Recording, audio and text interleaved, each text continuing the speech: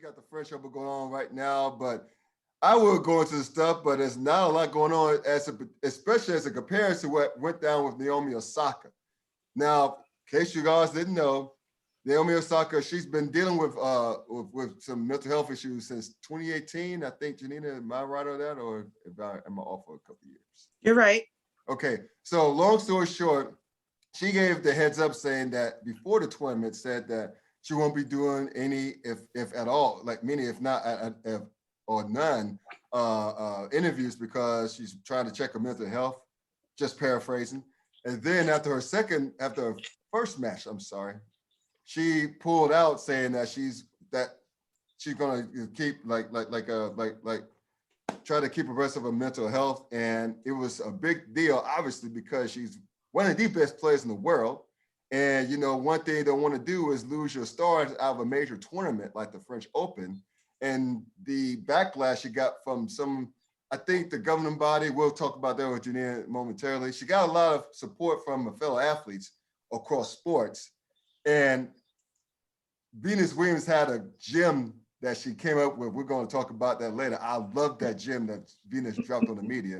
But we're going to talk first about Naomi Osaka herself. So Janina, please give me your thoughts on Naomi Osaka dropping out of the French Open. How is it going to reverberate across the landscape going forward? Okay, real quick for context, right? Naomi Osaka, about 5 days before the tournament starts, says, I'm not going to do any press conferences. Correct. Sometimes they're uncomfortable. I don't need to hear about how bad I am on clay. Truth be told, she doesn't have a good record on clay. She says, I just want to focus on my tennis. I'm giving you the heads up. I know that this is going to incur a fine because that is a rule of tennis. A lot of people want to say, oh, tennis players have contracts. No, they don't, but there are rules. And the rule is that if you're requested to be in press after your match, you show up for that post-match presser. If you do not, you can be fined.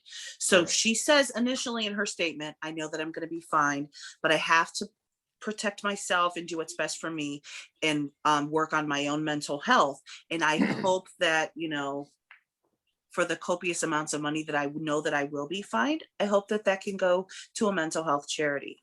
That's it. That's all she says. Well, tennis loses its shit for all the wrong reasons, like it always fucking does. She has her first match. She wins her match. She doesn't show up to press. She gets fined $15,000. Now, in the rules, I believe it says it can be probably, tennis rules are so subjective. It'll say, oh, misconduct of behavior up to $20,000, and one person gets like 500 and the next gets 18,000. It's so subjective. But she doesn't go to press. She gets fined $15,000. Then Wimbledon, Roland Garros, the Australian Open, and the US Open come together with this joint statement. And if anybody listening doesn't know who that is like, let's compare it to the Super Bowl. Tennis has 4 Super Bowls. The biggest tournaments of their calendar year are those events. And they say, you know what, Naomi, you need to come to work. You need to do your job. If you repeatedly miss press, we, as the Grand Slams of the tour, may ban you from all 4 of our tournaments. And in response to that, she says, she releases a longer statement. And that's when she says, I have struggled from bouts of depression. I don't want to do this. I have the press telling me that I'm bad on clay. I have family members telling me I'm bad on clay. I want to focus on my tennis. I cannot subject myself to this. I didn't mean for any of this to happen. She apologizes to the journalists, which is very important, but we'll get to. She apologizes to journalists who she believes she's friendly with, that she hopes that she didn't hurt anyone's feelings, and she has decided to just go ahead and withdraw from the tournament. So then shit really hits the fan, right? Because for sure, the tennis bigwigs thought, you know what, we're going to press her and she's going to say, okay, I'll do it. Well, let us all be reminded that Naomi Osaka is the highest female the highest paid female athlete in the entire world. She can afford to pay all your fines. She can afford to walk away from tennis today and never play again and be more than taken care of for the next 5 generations of her family because she has that much money. But they certainly for sure thought, we're going to threaten you to not be able to play Wimbledon, to not be able to play the US Open. So surely you're going to come and do our press conferences. And she said, fuck you, I'm out. Mm-hmm. So then all of the people, including Miss Tennis Billie Jean King, who was gently nudging her that she has obligations to the press, all these people, Martina Navratilova, who was saying, Naomi, suck it up and do your job and go to press.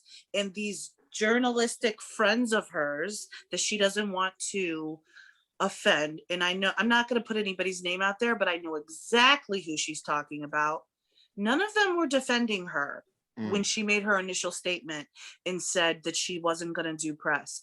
But after she withdraws and puts out this long statement that, you know what, I'm struggling and I've been struggling for years and I have to put my mental health before the good of your press conference, which are stupid. She said, you know, we get asked the same questions repeatedly. Mm-hmm. Right. I'm going to tell you what, I have sat in press with Naomi Osaka. I have seen some of the bullshit. They are more interested in asking her what fucking video game she's playing than about her tennis. I've witnessed it. Naomi Osaka used to put on this very, let me give you whatever you want personality in press. And she's grown up. Mm-hmm. She's grown up and she doesn't play that game anymore. So she called them all out on their bullshit. And now that she has validated what she said, let's be clear. She said, I am doing this because of my mental health, to protect my mental health. That's it. She never needed to say anything more. But because she decided to go ahead and say, I have been struggling with major bouts of depression for X amount of years, now people want to say, I'm so sorry. Take all the time you need. Blah, blah, blah. And guess who comes out with this big, huge statement? Roland Garros, Wimbledon, US Open, Australian Open, wishing her all the best. And what can we do to help? And we are here to support our players. And, you know, just all the blah, blah, motherfucking blah, blah that they should have said first. You know, right.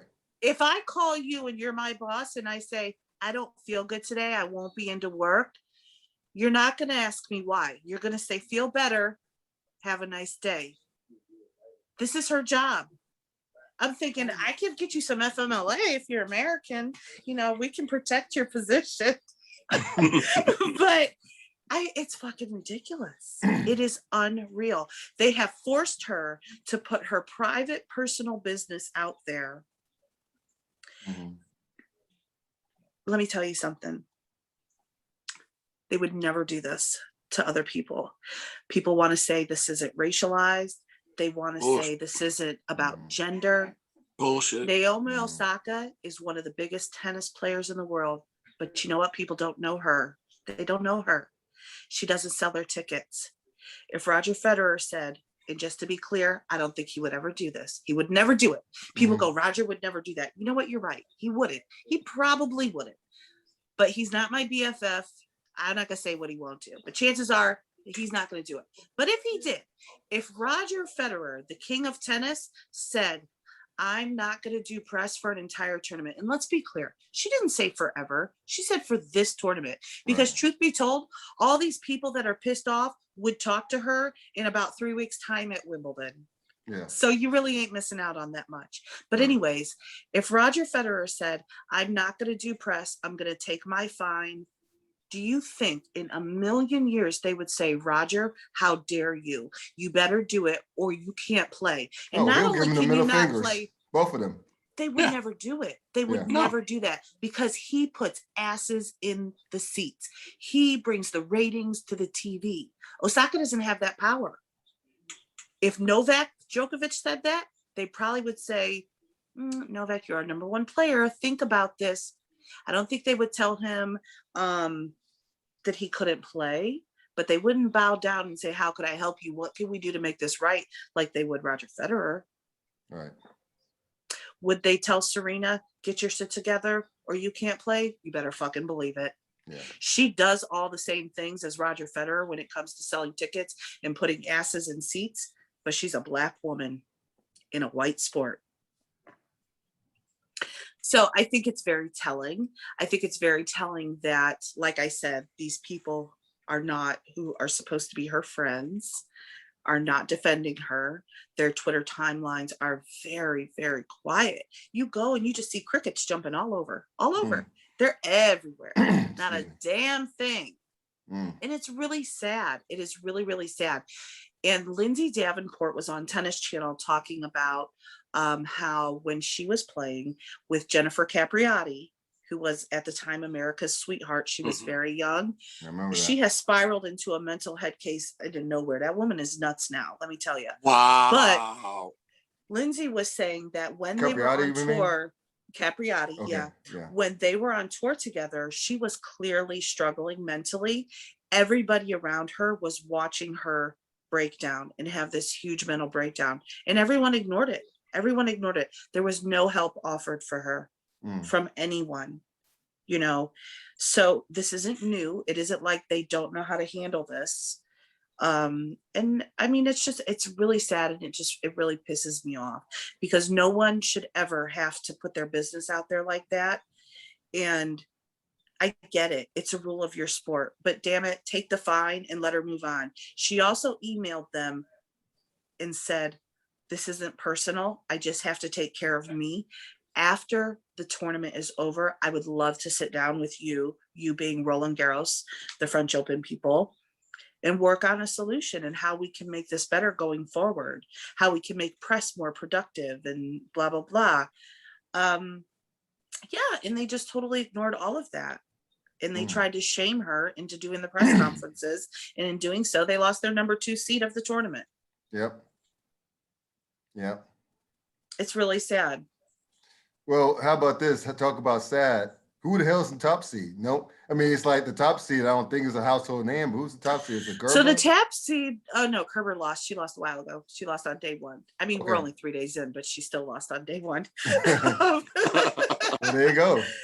Ash Barty is your number 1 seed. Barty, okay, and she basically, this is really rich. She basically said Naomi should suck it up and do the press. Ash Barty was struggling with her personal self and completely removed herself from the game for quite some time. Nobody blinked a fucking eye. She essentially did the same thing that Naomi Osaka has done without making an announcement about it. So it can't be you that says she should go to the press conference. I will tell you one thing about Ash Barty.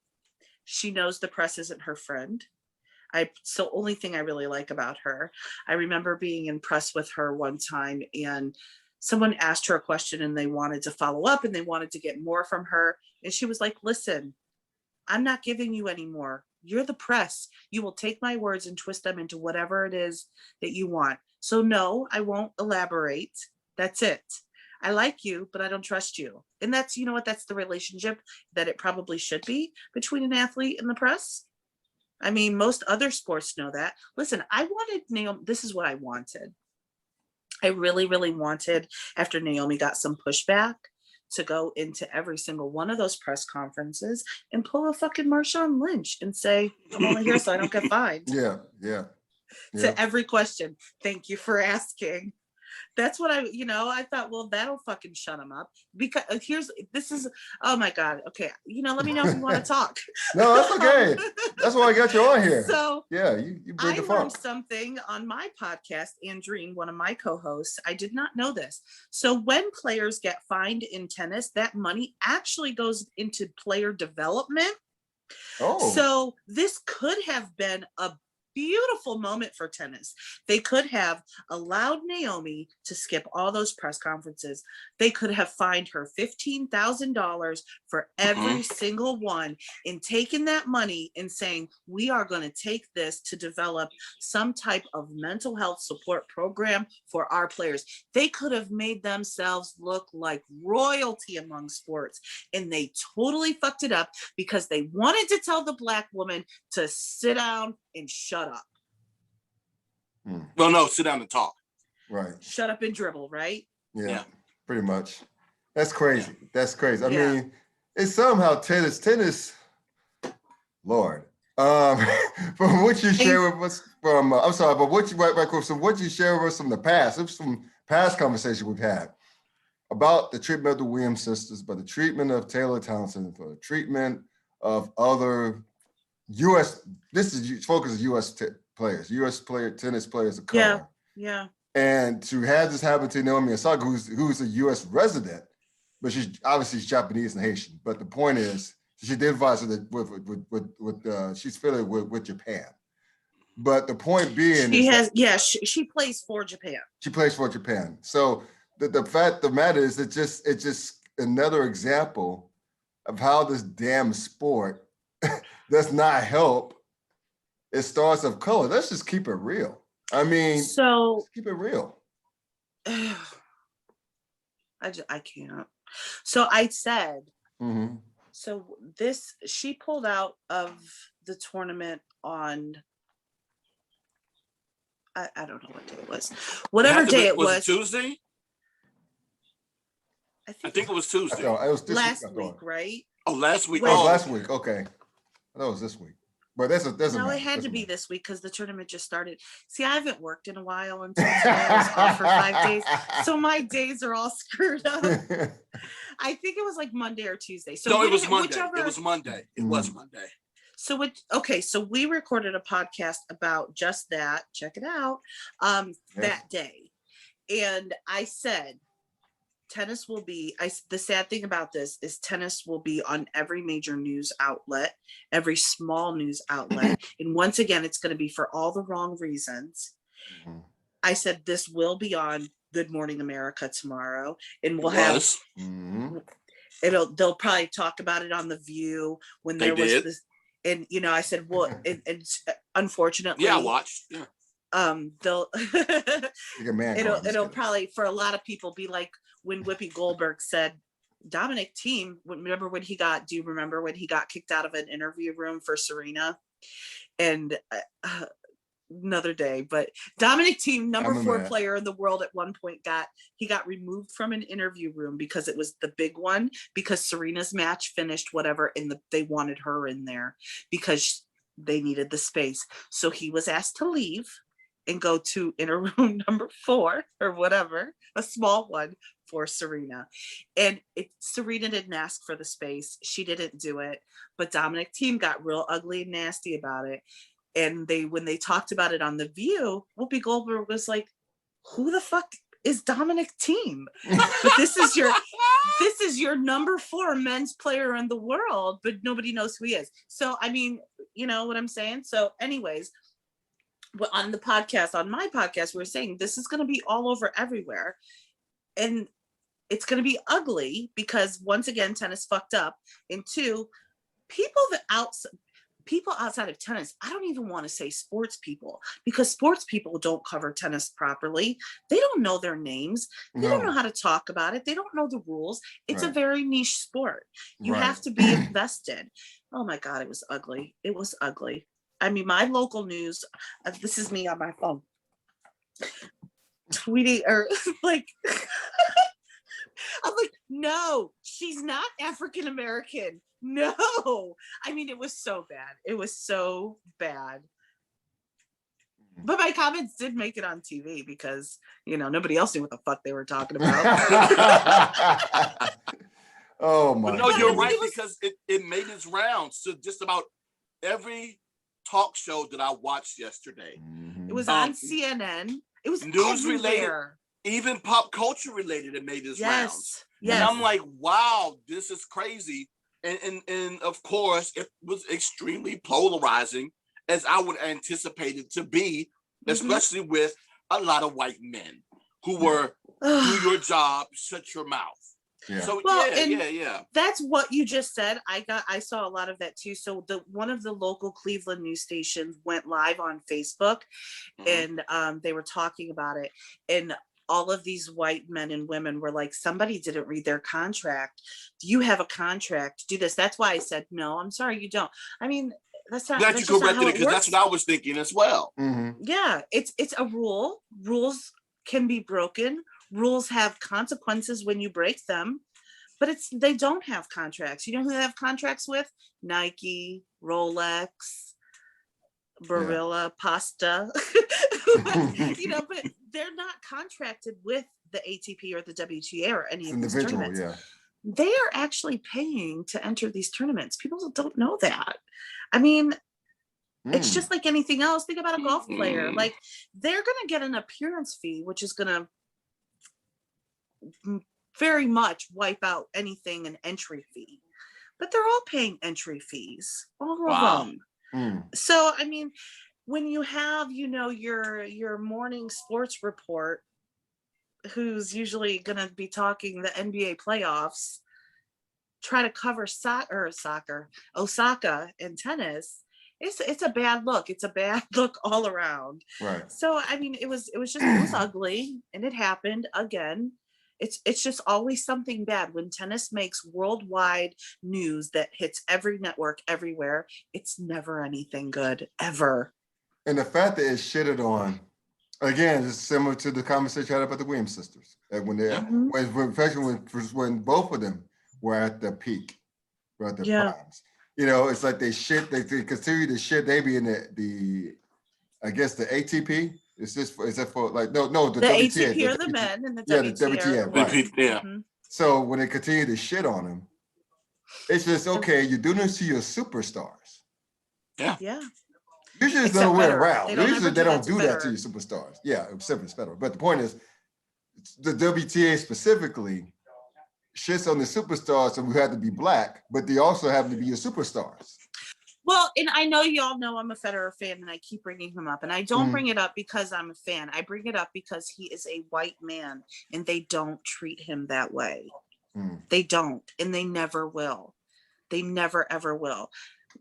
They're probably behind the scenes begging him not to retire, because they don't have anybody to fill his shoes. They really don't. When Serena leaves, Osaka's knocking on the door, but she's way far. She's way like 10 floors down. Right. You know, I mean, Right. She's young. She really hasn't been around a lot. And tennis is going to suffer big time when Roger and Serena leave. I think I said before, it's probably after the Olympics, but oh man, tennis is so, ugh. Sometimes I wonder why I like this. I want to pull up that quote from Venus that you brought up, because I got it. You got it? I got it. Okay. Oh, I got it. I love it. Do it. I hollered. I literally hollered when I read it. So before you do this, can we just say, like, the press hate the Williams sisters? They hate them. Yes. They absolutely hate them. And because they don't get what they want. There have been times where there was a so-called journalist who was impressed with Venus, did not ask her question, but didn't get the answer that she wanted, asked it again, trying to get a different answer. Venus basically said, no, this is it. And then wrote this entire piece on how shitty Venus was, because she was bad in press. Like, but in this type of thing happens repeatedly to the Williams sisters, where they are written about unfairly, or, you know, whatever. And then they wonder why they're not super friendly in the press room. Yeah. So then today this happened. Go ahead. Oh yes. God, I love it. So this is Dwayne. You're about to holler when I read this. So basically, Venus was brought, like to any other tennis player, Naomi Osaka's name came up right after she lost her match today. So this is the first thing Venus Williams said, quote, yeah, it's definitely not easy to do press, I think, for any person. I don't remember the rest of the question, sorry. Question comes back again. How did you cope with it throughout your career? And if you sometimes felt that you had to do unnecessary efforts? This is a quote, ladies and gentlemen. For me personally, how I deal with it was that I know every single person asking me a question can't play as well as I can and never will. So no matter what you say or what you write, you'll never light a candle to me. So that's how I deal with it. Don't you love her? British people deals with it differently. She followed up with that, but each person deals with it differently. End of quote. So, I thought it was going to be the, some people are thick, some people are skinny quote. Oh, hell I thought no. that was entertaining too. She went for the juggler. Venus, She went for the Venus juggler. didn't do that. Let me tell you something about Venus. Oh, so that was Williams. Venus. Venus, that's Venus. Venus. Yeah. Okay, I'm sorry. That was Serena's quote of the some people are thick, some people are thin. Right. Yeah. Right. Okay. Gotcha. Venus. Yeah. Venus was cutthroat. Yeah. Venus went for the juggler. People Good think for that her. Venus is nice and sweet. She doesn't have to be now. She's not. But the thing is she's cutthroat. But usually her work is done behind the scenes. Mm-hmm. Just like in all these other sports, we have this. Women need to be paid equally as men. We do, we train as hard, blah, blah, blah. There are still a lot of tournaments that do not pay women as much as they pay men. Even if, they're playing, if they're sharing the time, it's not even a separate tournament. It was Venus who got prize money sorted out. Oh, it was wow. her that pushed for this. Andreen, y'all should have my co-host. I don't know if you could handle both of it at the same time, but I'll let you try it. But she brought up a good point too. Oftentimes when we see change, whether it be sport, politics, or whatever, it's the Black people that get it done. Right. It's the Black people that get it done. And let us not forget that Naomi Osaka shut tennis down last summer. Yeah. Okay. I remember that. So she said, you know what? People are out here protesting. It was right after George Floyd was killed. And she said, this isn't my priority right now. I don't want to play today. So I'm going to remove myself from this tournament. And she did. Well, they didn't. That was for Cincinnati. That was Cincinnati in New York. So they didn't want to lose her. So they shut all of tennis down. Yep. So she did that. And then a couple weeks later, it's time for the US Open. And that's when Naomi Osaka showed up wearing a different dead Black person's name on her mask every game. Listen, tennis is afraid of Osaka. And I really think that the biggest thing that happened here was if they would have allowed her to not do press and to go ahead and pay her fine, she's already seen as a troublemaker because she's protested, right? So she sets the precedence and she opens the door for other people, because the press conference in itself is not as valuable as it used to be because of social media. We used to rely on the people in the room to get us the words from the athletes, but now it doesn't matter if you or I are in the room because the athletes are tweeting themselves all the time. You have a direct line to them to ask them questions. So, and you have people in the press conference tweeting out what's happening in the press conference immediately. So then nobody has to read what you're actually going to go write about. The press conference used to serve. Tribune too. Players Tribune too is good for that. So it's like, you used to have to wait until the press conference was over, until the journalists wrote their pieces to find out the thoughts of the athlete. And really, that's gone. That's gone. So the press conference, what the press conference really serves more now is for journalists and media coverage people, maybe like myself, who cannot request an interview with, say, Roger Federer and get it. But if I work for a major news outlet, if I work for ESPN, if I work for the New York Times, the LA Times, I may be able to request it and get a sit down with him. But just having that media credential gets me in the room. Otherwise, where I couldn't be. But you know what? I'm tweeting that shit out right away too. So exactly. It doesn't serve the same process as it used to, or the same purpose. So I think that the sport and the journalists that cover the sport were feeling a little bit threatened. I really do. Because if Naomi Osaka says, I'm not going to do this, and she doesn't have to, other people are going to follow suit, because nobody does this in tennis.